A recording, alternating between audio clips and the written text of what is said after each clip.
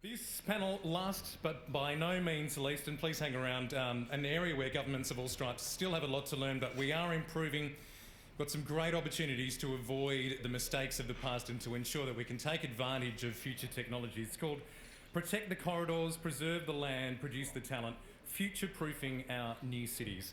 I'd like to invite our panel up, if I could please. Ty Christopher is the General Manager of Asset Management for Endeavour Energy. Natalie Malligan is the Head of Cities, Australia and New Zealand for Uber.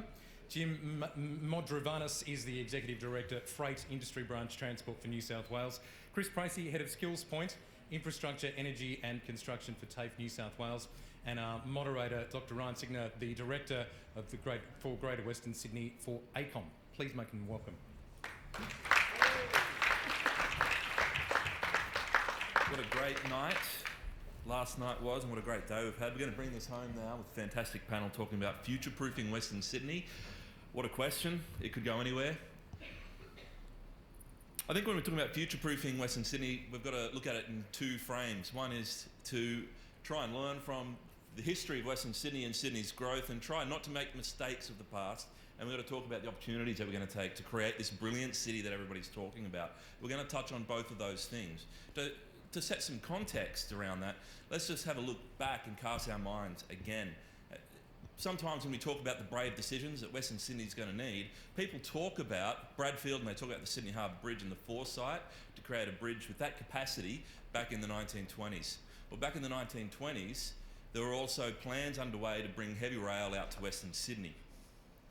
So while 100 years later, the good people of Mosman and Kirribilli are still benefiting from that harbour bridge and the access to the city, think that for a good part of that 100 years, there were four cycles between the 1930s and out to the early 2000s when promises were made to the people of Western Sydney about bringing rail that never eventuated. So I'm telling you things that you know now, but then the growth of the city was really driven by the motor car. And we have had excessive growth since the 1990s in particular, and at a pace that we didn't even see coming. We didn't see it coming. And so while we've been busy building kit homes out to Picton and cul-de-sacs out to Penrith, the likes of Singapore and London and Tokyo, Barcelona, and other cities have been implementing smart city technology. They've made them leaders, and Sydney is a smart city laggard. You all know this. There are steps being taken to address it. The Three Cities Plan, the City Deal, the Corridor Strategy, the 5G Plan for Western Sydney, all of these things are being put in place now to rectify and rebalance the city so that our population centre is not necessarily going to be a half marathon away from the jobs concentrated in the eastern city, as is the case now. So we're going to learn from history. We've also got to look forward. And looking forward is hard because it's uncertain. And I'm just going to reflect on a few things that we've heard today. Minister Constant said that the future is in on-demand transport. Marianne Graham talked about not knowing how people are going to communicate in 10 years' time. Graham Millett said that car parking at the new Western Sydney Airport is not going to be as dense as you would normally plan for because of autonomous vehicles and on-demand services. Kevin Young said that Sydney Water's future is in energy. So Ty, I don't know if that means Endeavour's future is in water. And last night, for those who were at the dinner, we had a really interesting presentation from Uber, talking about Uber Air. By 2023, they're making a commitment to have a commercially viable model where on-demand air services are going to be carrying people from Manly to the city. That's astounding. It's an astounding target. Because if that happens, that'll be in place before our Western Sydney Airport. So, the pace of change and the need for fast actions is greater now than ever before. And we've got a great opportunity before us to build a new modern parkland city. We're going to embrace the sharing economy, the gig economy, the circular economy, the smart city, the sustainable city, the parkland city. How can we capture and navigate through all of that to deliver something brand new, but with longevity, and do it now? Who's going to be Parramatta or Penrith's Bradfield? They might be on the panel. So let's throw to the panel now. We're going to navigate through the decisions that Western Sydney needs, guys, and we're going to talk about governance and collaboration needs, and we're going to talk about who the agents of change are going to be. But first, let's talk about what the Parkland City needs right now. And we've heard today from Chris Brown, the Western Sydney Leadership Dialogue's call for preservation of an aviation fuel corridor for the airport. We've also heard that that's not going to be in place when the airport opens. So there's a discussion that's going to be ongoing around that. We've got still calls to explore the Parramatta to Airport corridor. We've still got uncertainty about the funding around the Sydney West Metro. And we've got a Western Sydney corridor strategy that still is evolving and still has to have a big community discussion around it. Out in the public realm, Jim, most of the talk around future-proofing the city is around corridor preservation. And we have to ask, is that really the grand fix, and isn't future-proofing about more than that? Yeah, well, I'd like to start off by saying I'm not JJ Bradfield. I don't intend to be either. So, I think the other thing we've got to look at is when we look at history, we tend to look at the outcomes. We look at the Harbour Bridge, we look at the City Underground. We don't necessarily look at what happened in order to achieve that outcome. And it's pretty certain that the area we're working in is contested ground. These things have always been contested, they've been debated, and we're very much in that cycle at the moment. So corridors is really the base enabling position. What we've learnt over the years is that corridors is something that if you don't act quickly, you lose the opportunity. And then once you've lost that opportunity, you can't regain that opportunity, or it's very expensive in any case to regain that opportunity. And you can see that not only in the work we're doing, but the work Infrastructure Australia talks about and the work that's going around nationally. So corridors is important. Corridors we tend to undersell. It is really difficult to preserve corridors. The team that does that are an exceptionally passionate and applied team. I think you have to be to get through all the issues around that. But the initial point is to have the corridors. And then we need to work, as a number of other people have talked about the places that these corridors are leading us to and what kind of city we want to have. So it's not transport for transport's sake, but it's a key enabling function in terms of working with the city and the places we're trying to build. So you've referred there to placemaking, Jim, and Natalie, I'm going to go to you with the next question, because the idea that the corridors have to be preserved because they're still going to be important in a future of on-demand and mobility as a service transport is one that we're holding. We're still saying people are going to need these long corridors and heavy rail and other things, and that to get to those nodes is going to be services like Uber. Is that really going to be the case? We talked about Uber Air last night. What else is there? Yeah, Uber Air is obviously very, very exciting, but yeah, the here and now. Rail will always be the most effective way to move large numbers of people, but we do have to, what we really need to do is challenge private car ownership, because that's where we get the congestion, that's where we need big car parks for people to park at stations and things like that. And the way to really challenge that is twofold. One, it's having the on-demand services. So to challenge private car ownership, you have to have equal convenience. And so one way to do that is having on-demand public transport where you have the density, say, to fill a bus with people who are going along a similar route but in a more convenient way. In some low-density areas, like in Western Sydney, you won't always be able to fill a bus. So it's finding other first or last mile solutions, such as in places we've seen like New Jersey or in Canberra even for certain events, where a government will co-subsidise a ride-sharing vehicle where you can fit more than one person in a car, but you don't need to have an expensive and empty bus. The other way we can challenge it is, as you mentioned, mobility as a service. So one mode of transport alone will never be as convenient as a private car. So what we have to do is make it as seamless and easy as possible for people to work out how to get somewhere with multiple modes. So opening the one app and saying, I want to go from A to B, and the app says, right, jump on a bike, go here, catch this train, it's at this time. The whole thing is paid for in the one place. All of the timetabling is worked out. If it can become as seamless as that, then we will reduce reliance on car ownership. And is the on-demand transport industry involved enough in the corridors discussion? Involved enough? Yeah. I think so. There's been many, many forums. I think government is very keen to involve the private sector in these discussions. I think to date it's been very collaborative, and I think it will continue to be. Ty, you'll bring a different perspective. So much of the story about future-proofing a city tends to land on corridors and land preservation, transport dominates the discussion. Future cities are about more than just moving people around. It's about moving goods and services. So let's, for example, acknowledge that a parkland city is going to be very reliant on a change in the way that we think about water and value water, and Kevin Young talked about that earlier today. What about the energy sector, Ty? It's ripe for disruption with batteries and renewables and peer-to-peer trading. What can you do now? And what do you need? And what are the opportunities for your sector? Thanks, Ryan. You're right. The electricity sector is it's not ripe for change. It is changing.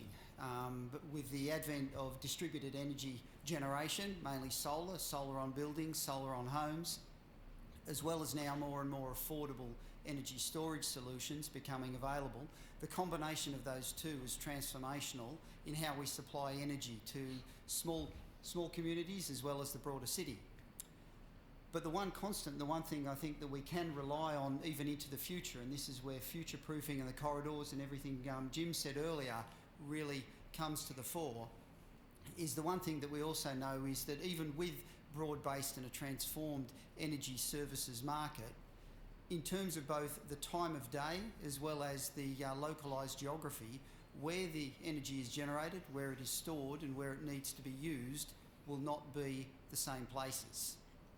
And throughout the city in Western Sydney, we'll still need to move that energy around from the places where it is stored and where it is generated to the places where it needs to be used. And the corridors of the future, or the corridors that we create now, will be used for that purpose in the future. I'm also resonant with some of the comments that were said earlier today. While we need to build for the future, we also need to make sure that we recognise the reality of today.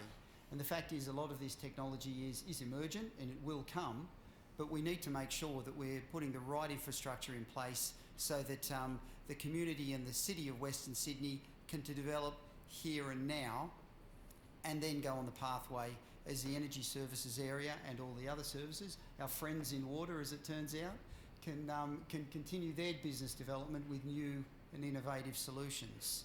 That's why things like our corridors and the initiatives that are in place at the moment, the city deals and the like, are to be commended. And the real challenge now is for us to take them from ideas and from commitment all the way through to execution. Let's talk a little bit more about the vision, the Parkland City vision. Undoubtedly a green and smart and connected community is at the heart of the Parkland City vision, and it's really important to get this right because it's going to propagate the jobs and the civic pride in Western Sydney. The health and the education sectors have responded really strongly to the signals that government and others have been putting out, and there have been a lot of announcements about university and tertiary education and research industries joining the march out to Western Sydney. Christine, what's the secret going to be to retaining the locally trained workforce to do jobs in Western Sydney they may not even know are going to exist in 10 years and 20 years' time? Yeah, thanks for the question. I don't know that there's any one silver bullet. I think the whole theme of today has been cooperation, and the reason that I'm here speaking to you on behalf of TAFE New South Wales is that my SkillsPoint is one of the new TAFE initiatives to create a discipline-based statewide industry relationship centre where we endeavour to take your workforce capability requirements and turn those into future-focused training products. We absolutely need a whole of industry and government approach, and I think the diversity of this panel is quite interesting in that if we're going to be able to respond to the Construction Leadership Group's 10-point commitment plan to the construction sector, I would contend that we need a longitudinal cross-sector approach that goes from schools to vet to universities. The next piece of the puzzle, I think, is balance. We've seen in the targets that Graham Millett presented earliest to us today, and certainly the Infrastructure Skills Legacy Program targets, we've got 1 in 5 apprentices or trainees. So if we think of those new workers being in addition to the very large number of apprentices that we train currently in TAFE New South Wales, we've got to balance that with the sometimes more sexy just in time on the job training opportunities. That leads us to a piece of research that we absolutely need to do about knowing our current students and knowing those of the future. If I give you an example, you won't be surprised to know that of our 36 carpentry sections statewide, the one with the highest enrolment is our Narimba campus at Quakers Hill. You will also not be surprised to know that when we analyse the employer data, that the mode of that tells us that their bosses are at Kellyville. The largest plumbing section in the state is located at Mount Druitt, where my SkillsPoint is also located. When we look at the ages of those apprentices, carpenters and plumbers are around 20. This is over obviously their 4-year apprenticeship. Electricians a bit older. The civil construction guys, those that are existing workers on the infrastructure projects at the moment, are 38. So we need to consider all of that information to then look at how we're going to fund it. So at the moment, if we look at a heat map of where 16 to 24-year-olds are and where they'll be over the next 5 years, they're not in the aerotropolis, are they? Yeah, they're all on the boundaries of that. So the decisions of where we're going to train them, how we're going to train them, whether we use something like our TAFE digital platforms to do remote training in wet weather downtime or remote locations, that all needs to be considered and funded. So if we're going to produce this huge number of workers, we need to have some capital investment to do that. We also need clear funding mechanisms so that a contractor doesn't need to care whether he's working on a state-funded or a federally government-funded project, and make some clarity around that so it's possible to actually engage workers easily. The last piece I'd say from the wicked problem of where do we get this workforce from is parents, and particularly new arrival parents in our multicultural Western Sydney. I am the proud mother of a first-year plumbing apprentice, and when I told friends who I must say turned down his first preference university offer, when I told other parents that's what he was doing, they were almost in a state of mourning for me. Yeah, we need to fix that. Obviously, it's not remuneration, because $13.76 first-year plumbing apprentice wage is pretty tough, but $90 an hour as the state hourly rate's pretty good. So it's not money, it's a whole attitudinal piece, and we need to work together to develop testimonials, role models to be able to attract workers. How do we make them stick? I think there's a huge piece about transition. As a civil engineer, I was so excited. When you talk about the volume of bulk earthworks that's going to happen on that airport site, if we think about the digital disruption, which has been pretty slow in the construction space, a final trim grader operator used to be, the top of the food chain. He's now been largely displaced by the Trimble or Topcom GPS machine control. By the time this project is well underway, we've already got remote control rollers working on the Pacific Highway upgrade. What jobs will those plant operators be able to transition to, so that we need to think about that whole upskilling piece?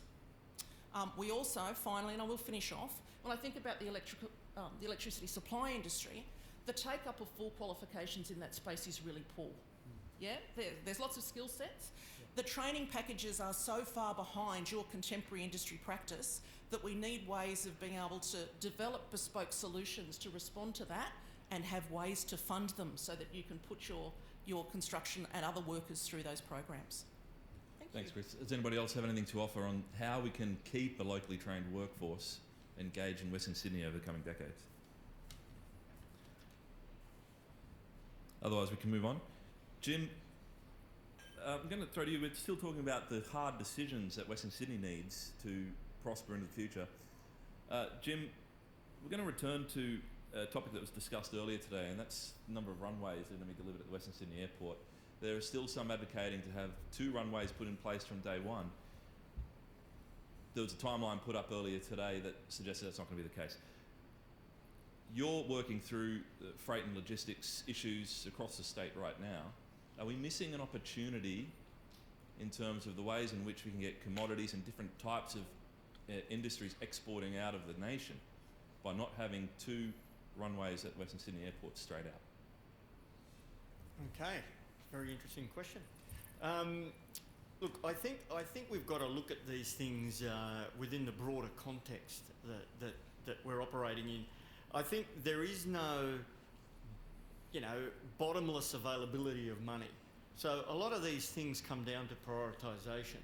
So yes, we are looking at what the airport, working with the Commonwealth closely to understand what the airport could be and what its requirements are and its ultimate stage, and factoring those into the way we're providing for corridors and providing for enabling infrastructure for the airport.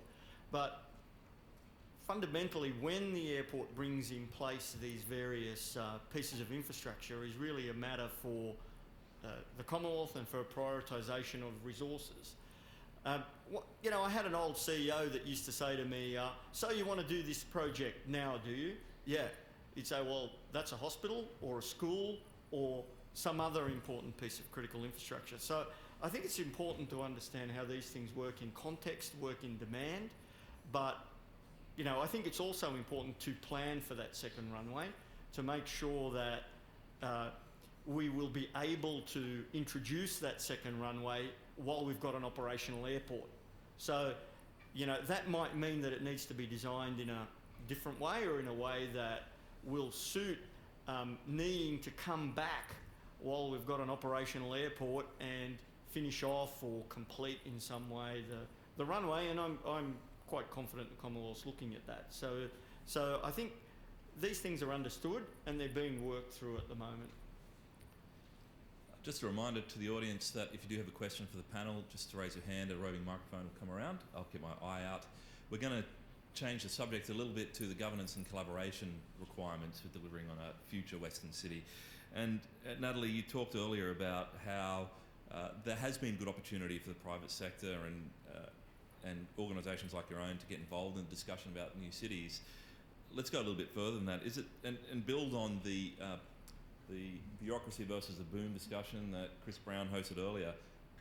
Could it be time for government to get out of the way a little bit and give you a bit more freedom with your friends to come up with some great ideas for a new city? So I think New South Wales government has been pretty well leading actually in how forward thinking they've been in some of these aspects. For example, their open data policy. So opening up all of their data to the private sector to say, hey, we're gonna show you all the data and we need you to help us come up with solutions. Things like the Mobility as a Service Challenge that the New South Wales government is running right now. They're opening up, they're offering seed funding to start-up businesses to say, hey, if you have technology, if you have ideas that can help make this a reality, then we want to work with you and we want to connect you with other companies like the Googles and the Ubers of the world to do that. So I actually think out of all of the governments that I've been exposed to, I would say the New South Wales government has been most forward-leading in recognising that alone that they can't solve everything, and the private sector alone probably can't solve everything, and so we're needing to do it together. Yeah, the discussion around the infrastructure compacts and the delivery of places, place-based business cases for infrastructure is really strong. It's really being embraced, and I've got to say the message from all tiers of government has been very strong around this and consistent. It's clear though, Ty, I'll throw this one to you. It's clear that collaboration is going to continue to be essential to deliver a brilliant Western Sydney. It's clear though that some of the authorities still have more clout than others. So what's the key to agreeing on a vision for the city that we want and executing it? We need to learn to share is the key message that I'd say. And I'll point the finger at all of us in the infrastructure provision industry, whether it's rail, roads, water, gas, telecoms, and yes, electricity. As Jim was saying, corridors are so difficult to obtain, they're so hard won. Each of us individually, I think, in the infrastructure sector guards them with a jealousy that reflects their cost and how hard won they are. But the reality is, if we're going to develop a real city and a city of the future in Western Sydney, then we all need to learn to share. I'm not going to single any one of them out. I think in recent times we've had very good success in working with the RMS to co-locate electricity infrastructure, at least with the massive amount of roadworks that's occurring. But I would say try putting anything in a rail corridor if you're not rail, and I think there's a lesson for us there. Now, whether that means in our planning sense and preserving the corridors need to be thought through from more than one infrastructure dimension. a multi-user arrangement. But the key message that I would say is a future vision where we're all having a shared mindset in how we look at all of the corridors that pervade this new city that's rolling out across Western Sydney has got to be one of the keys to success. The coordination that's going on across the multi-layers of government is very commendable. Not representing the views of my organisation, but personal ones. I can't help but reflect on whether one less layer of government in the whole process might be an improvement, but I'll see if I make it out of the room alive after that comment. But the main thing is, I think, that coordination, and whether that needs to be done with a heavy-handed approach and an overall authority, or whether it can be done more coercively, I think I'm quite open to, but it needs to happen. Has INSW or the GSC got enough teeth to make this happen? Why is it so hard to get a coordinated corridor strategy with multi-modes of function here in the city? We're planning for it right now. We probably have 30, 40 years to think about it in some cases. Anybody care to comment on that? Well, look, I think we're in a better place to do that now, and I think we're in a better place to do that now because we do have the sort of unified top level of planning. So we've got the context set by GSC and the upper level planning instruments, and I think quite frankly we've just been a lot more collaborative in the last few years. So going back 10 or 15 or 20 years ago, working in, as I did back then, in the rail part of the public sector, I wouldn't have known who my electricity counterparts were or who was working in their space. They worked in their space, did their thing. We worked in our space and did our thing.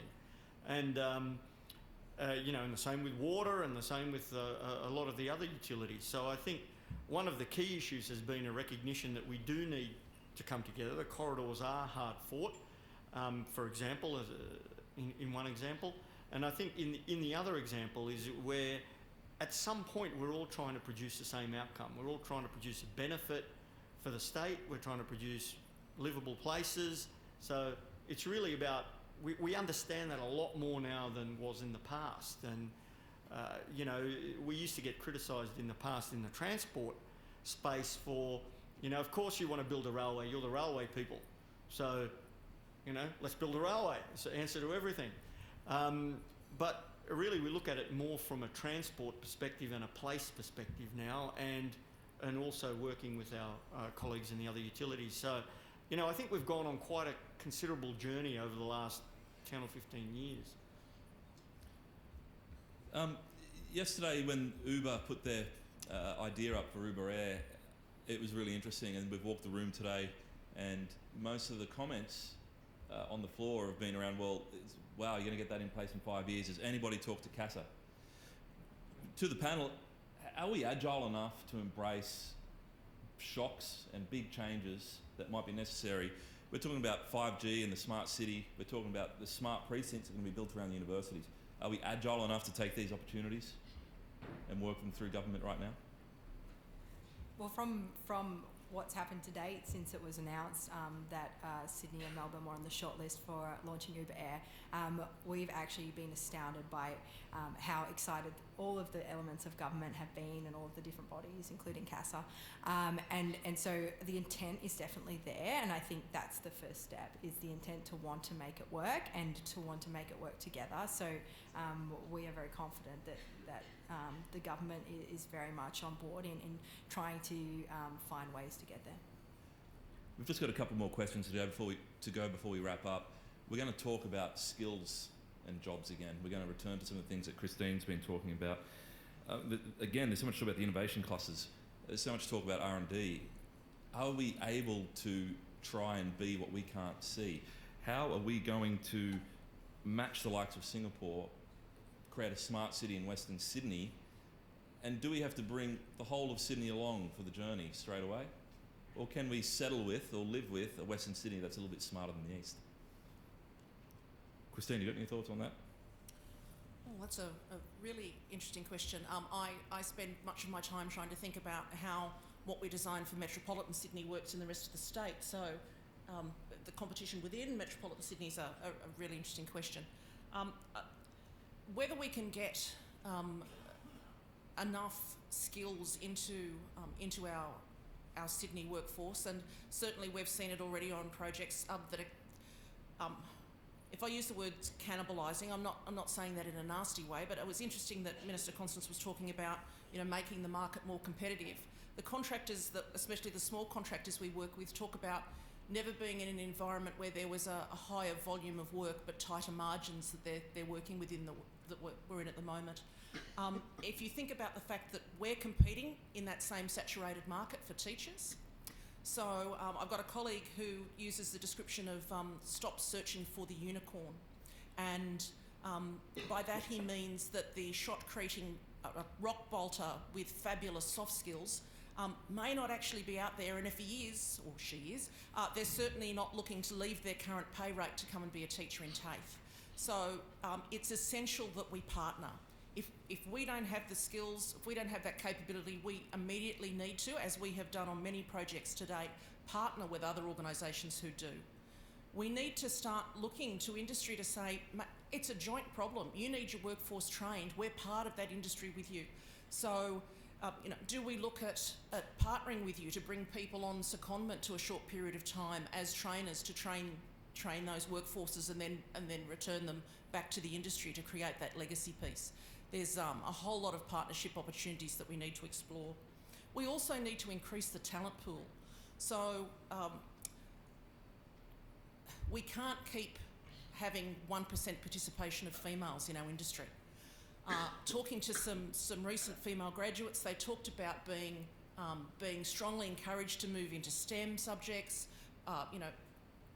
absolutely handpicked by university programs. And then I said, okay, so when you hit the job, what sort of mentoring and support is there?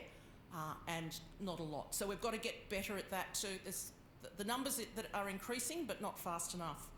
The other point I would raise that in multicultural Western Sydney, if I, working recently, for instance, with leading hands, foremen and superintendents on West Connects, other than the age profile, there wasn't much difference amongst the Andrews, Shawns and Marks than when I started practicing in the 1980s. There are a few Irishmen, but very little else. So in that you can't be what you can't see, we need to think about how we're going to target a more diverse workforce and then support them through into leadership roles.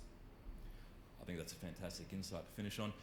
Earlier today, Christopher Brown talked about the 50-year boom. Hopefully some of the insights from the panel are going to help us get to BOOMTOWN in 2060 with the brilliant Western Sydney in place. Please thank the panel.